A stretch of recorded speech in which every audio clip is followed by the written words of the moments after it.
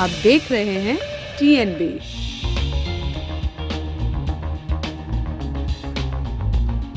Budget सत्र का दूसरा चरण उत्तर प्रदेश सहित 5 राज्यों के विधानसभा चुनाव के नतीजे आने के बाद सोमवार से शुरू हो रहा है। इस सत्र के भी हंगामेदार रहने के आसार हैं।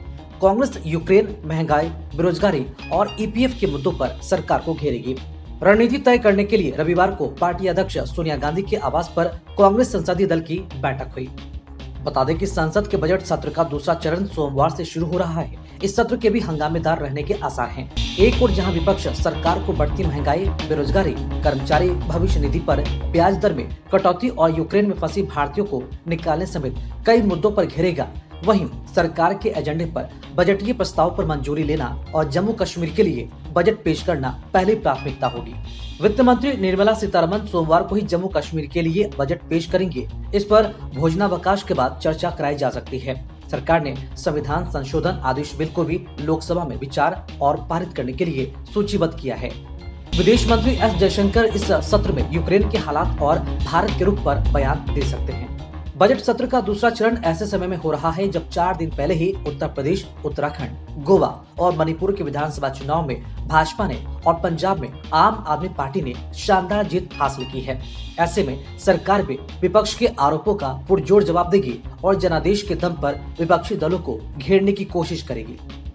बजट सत्र के पहले चरण में 29 जनवरी से 11 फरवरी तक 2 अलग अलग पालियों में लोकसभा और राज्यसभा की कार्यवाही संचालित हुई थी। कोरोना के हालात में काफी सुधार होने के चलते दोनों सदनों की कार्यवाही सुबह 11 बजे से साथ चलेगी।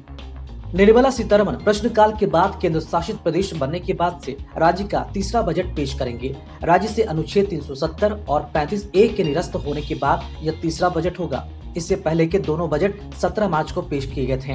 बजट में मामूली वृद्धि हो सकती है। बीते साल के 1,08,000 करोड़ की तुलना में इस बार का बजट लगभग 1,10,000 करोड़ हो सकता है। बजट में शहरों व ग्रामीण क्षेत्रों में आधारभूत विकास करने पर जोर दिया जा सकता है। संसद के बजट सत्र के दूसरे चरण में कांग्रेस यूक्रेन, महंगाई, बेरोजगारी और EPF के मुद्दों पर सरकार को घेरेगी। सोमवार से शुरू हो रहे सत्र की रणनीति तय करने के लिए रविवार को पार्टी अध्यक्ष सोनिया गांधी के आवास पर कांग्रेस संसदीय दल की बैठक हुई। पार्टी इन मुद्दों के साथ ही फसलों की MSP आदि पर अन्य विपक्षी दलों के साथ साझा रणनीति बनाएगी। राज्यसभा में विपक्ष के नेता मल्लिकार्जुन खड़गे ने बताया कि जनता से जुड़े विभिन्न मुद्दों पर चर्चा हुई और तय हुआ कि किन मुद्दों को उठाना चाहिए। संसदीय सलाहकार समिति से जुड़े सभी सदस्यों ने इसमें हिस्सा लिया। उन्होंने बताया कि बिजनेस एडवाइजरी कमेटी में एजेंडा तय होने के बाद दल के नेता फैसला लेंगे क्या करना है। उन्होंने कहा कि सत्र के दौरान हम समान विचारधारा वाले विपक्षी दलों के साथ समन्वय से जनता के हितों के मुद्दों को उठाएंगे। और राहुल गांधी बैठक से नदारद रहे। कांग्रेस नेता राहुल गांधी संसदीय दल की बैठक में शामिल नहीं हुए।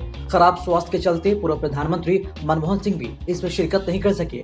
वहीं AK एंटनी और लोकसभा में विपक्ष के नेता अधीर रंजन चौधरी भी बैठक से गैर हाजिर रहे। खबरों में फिलहाल इतना ही। देश और दुनिया की ताज़ा अपडेट्स के लिए लॉगिन करें www.thenationalbulletin.in पर।